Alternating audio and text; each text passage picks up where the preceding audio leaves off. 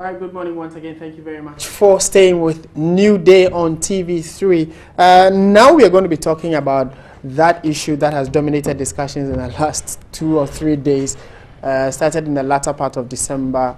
That was when we started hearing about it. But as of yesterday, it was implemented, and we are all expected to comply. I'm talking about the new taxes that government introduced. And then also, really, what are the implications for individuals and businesses, for that matter, who pay tax? We've been joined by a tax expert to help us understand the differences in all these taxes that we've been asked to pay as individuals and companies, institutions, and the backlash has been quite huge.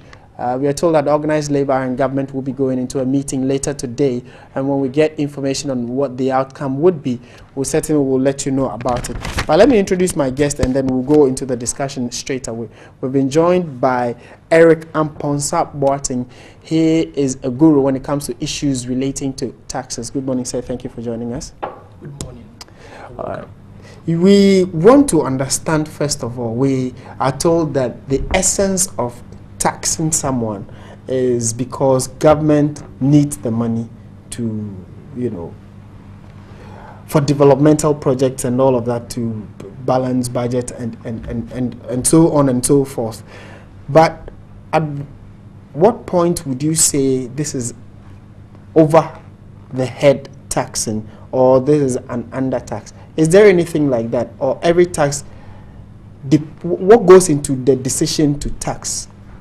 Okay. Thank you very much, and good morning to your viewers.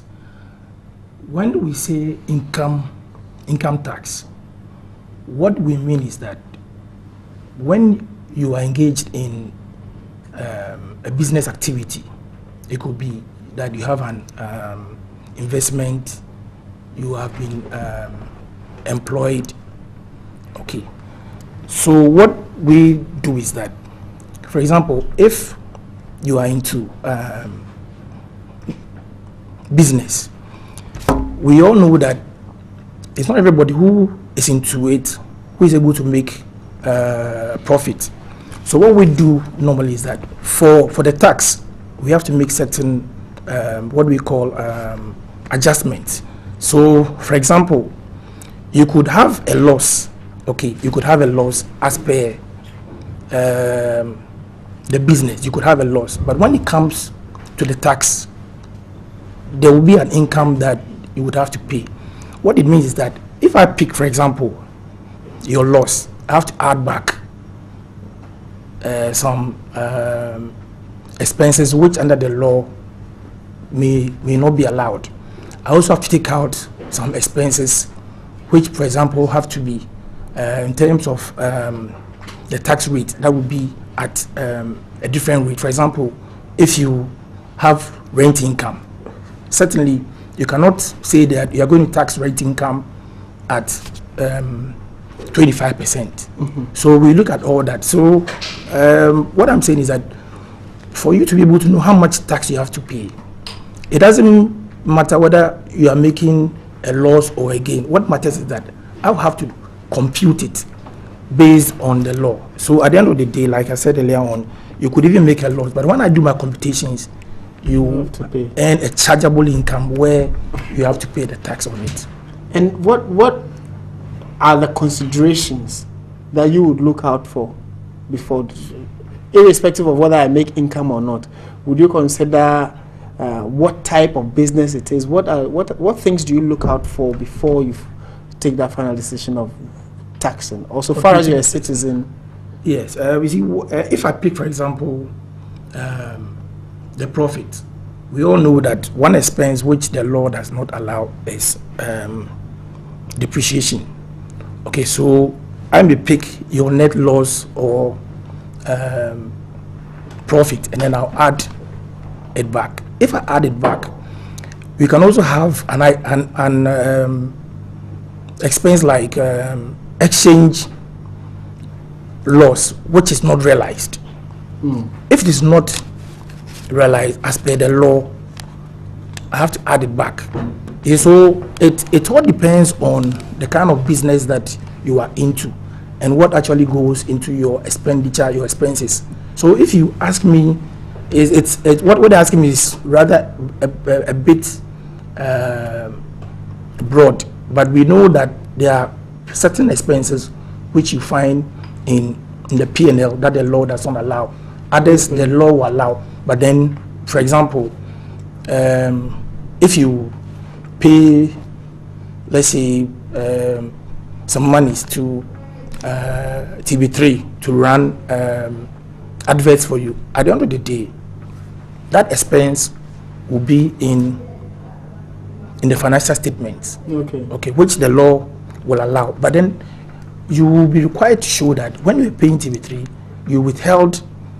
Now it's going to be 15% instead of 5%. Yeah, so it depends on the type of expenses that are in the P&L.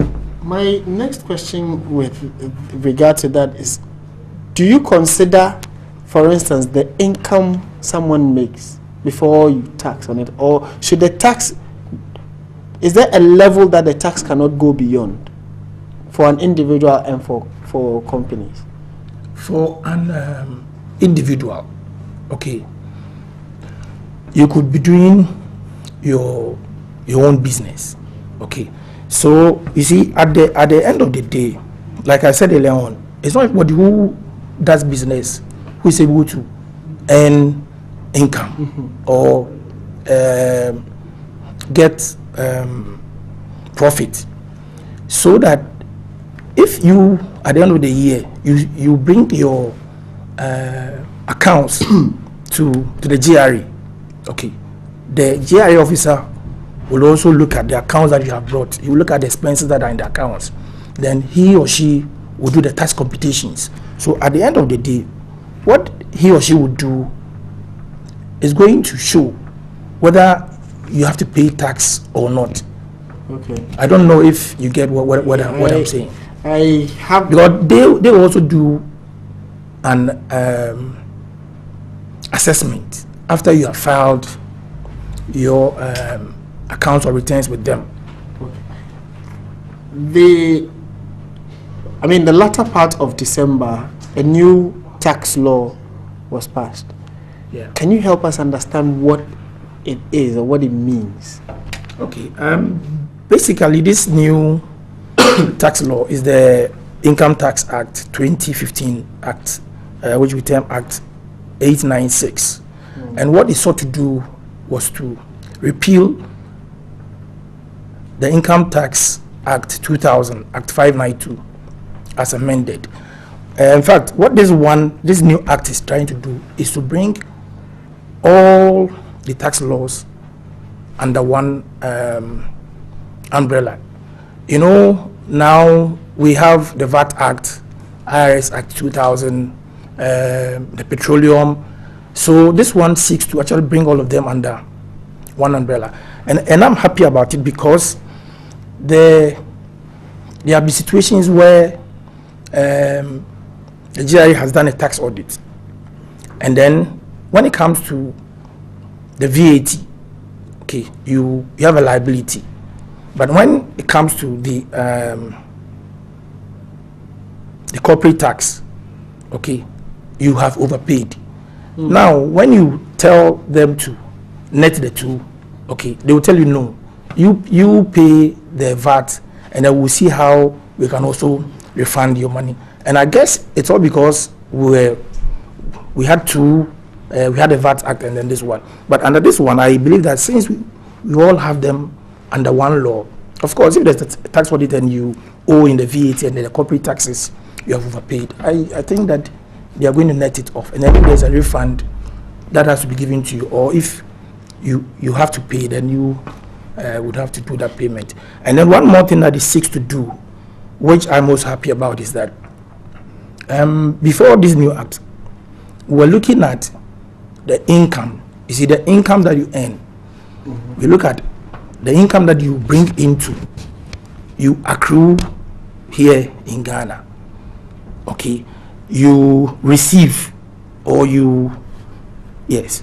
But with this one, what it means is that if you are here and you have even earned income elsewhere, we are going to take that as part of the income that you have earned.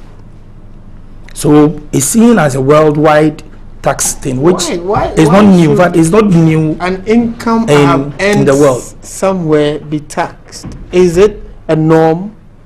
You see, it depends on the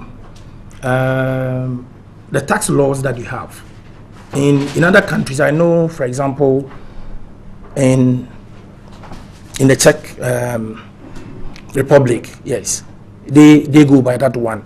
So what it means is that if you are there and then you earn income in some other country, at the end of the year, when you're going to file your tax returns, you have to declare that income which you have earned, and then they are going to work out and then know whether there's a tax that you have to pay or not.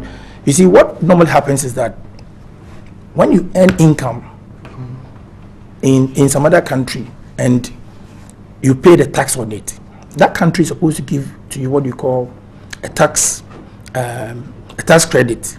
So it means that in your the country where you are, once you have the tax credit, when you do the computations, and for example you have something to pay, you can use that to actually pay, because that has to be taken into account, because it is a credit that you have actually that you have. Yes.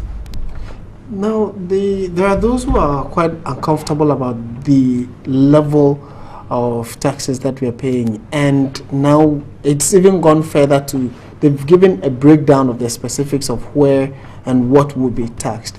One of which is that now we are going to be taxed on interest we make on investment.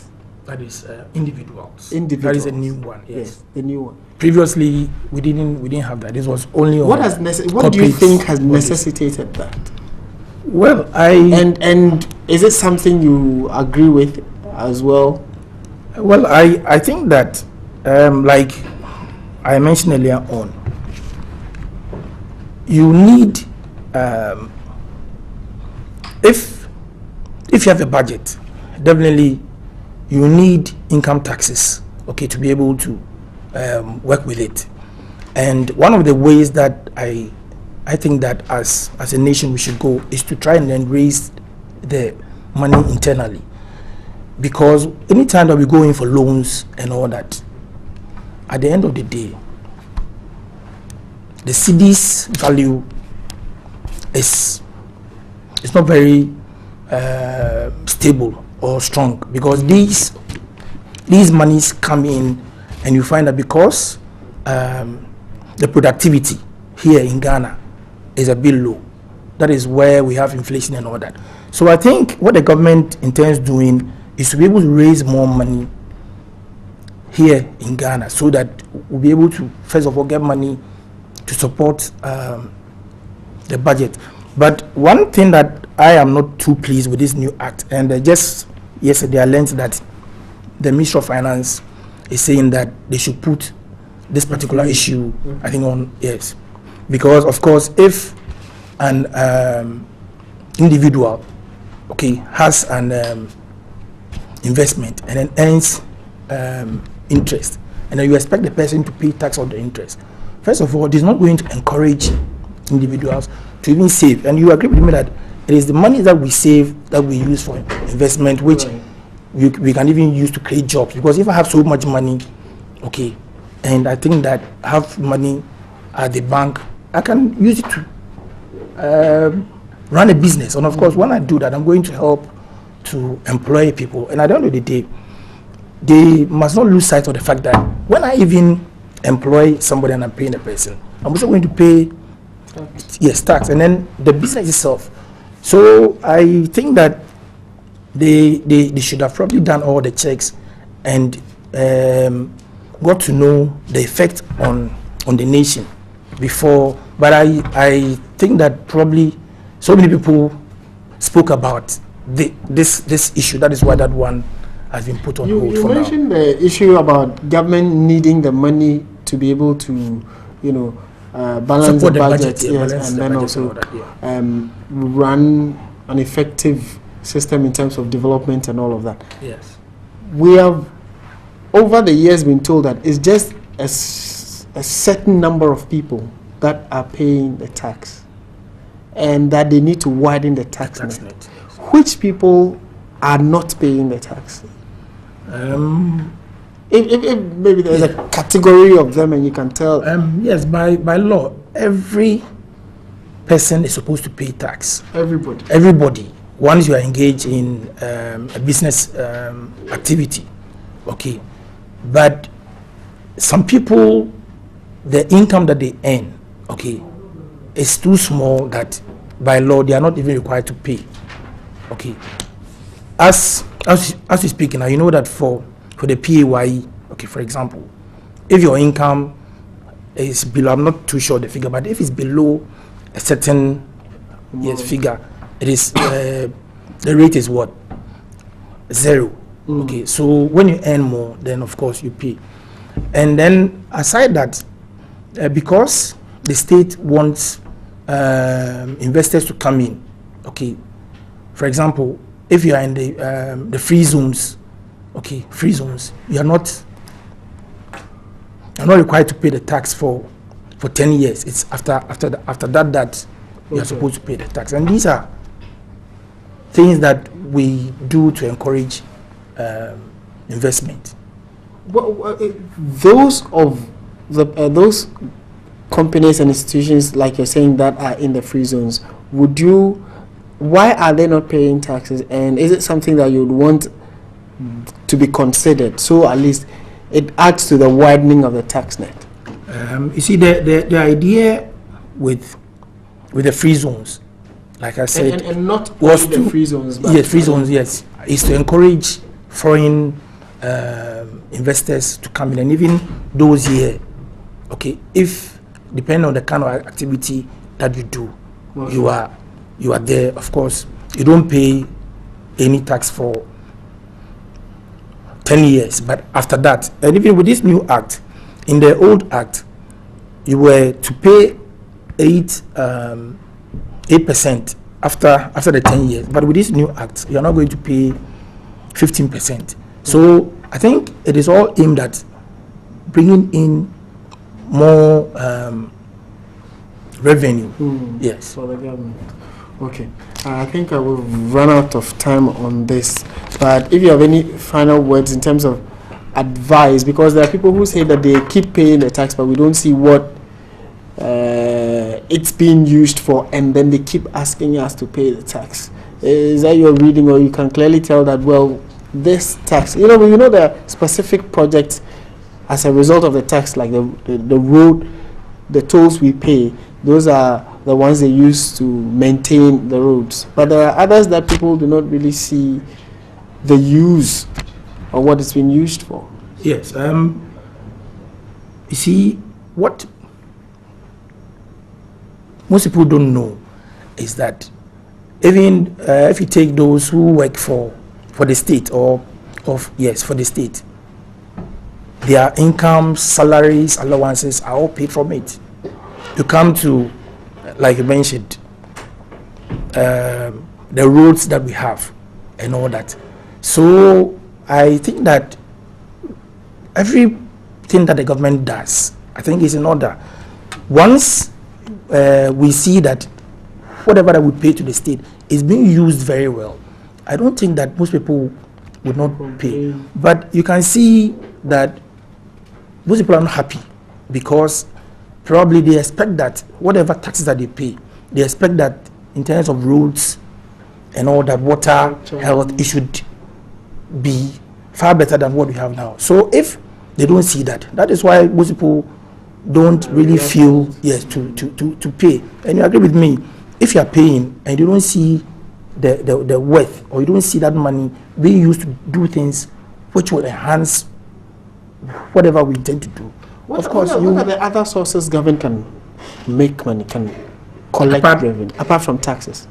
Apart from taxes, well, because basically, apart from tax, there is no other way that the government can make money unless we go in for foreign, loans or grants. And you agree with me, some of them come with so many conditionalities which doesn't help us. So I think what I would say is that as a nation, we should sit down and then know exactly what we want. And I remember when I was with the GRA, one of the areas that gives us money is the PY. What do you have for the pay as you earn? And you see, when I was there, what I found out was that the amounts that had to be paid to the state, most of these, those who do the payroll, the amounts that they paid to us were far below what ought to have been paid. So I remember we even had a software at the time which we used, because if, for example, you have one firm which has about 1,000 workers, and then they are not able to pay the right PAYE. I mean, there's no officer at JAI who can take each personal worker because they don't earn the same salary. So we had a software, and I was in charge. It takes only a minute or two to run through the payroll and tell you that these are, and all that has come to naught. And I get very sad because the PAYE alone can give us good enough money. Yes, because if you look at what we have now from the GRA, it is the PAYE which gives them the highest. Yes, it's not even the corporate tax, but unfortunately we have left that one, and I get sad that the other issue is that we should make sure that those who are actually required by law to file their tax returns do so. MPs, directors, lawyers, and all that. These are the people who earn so much, but they don't actually file. Is it and you see, it is all because the GRA is not biting the way that I expect, because it's in the act that if somebody does not file by a certain due date, impose a penalty. Okay, impose a penalty. Unfortunately, those who pass the laws, our own, lawmakers, they don't even file. They wait and come after every 4 years when it is time. And I'm sure this year, for example, the issue is going to come up, and they don't impose any penalties on them. And that's where we can get the money from. All right. I think as the discussion is getting more interesting, we seem to have run out of time. We want to say a big thank you to you for helping us understand the new tax law that was passed a few days back, and also reasons behind why we as individuals need to pay tax. Just that the monitoring of the taxes we pay, and then also what it's being used for, is also very critical, and government needs to let us know what we are paying for. We want to say a big thank you to Eric Amponsa Boateng. He's a tax expert and was speaking to us this morning.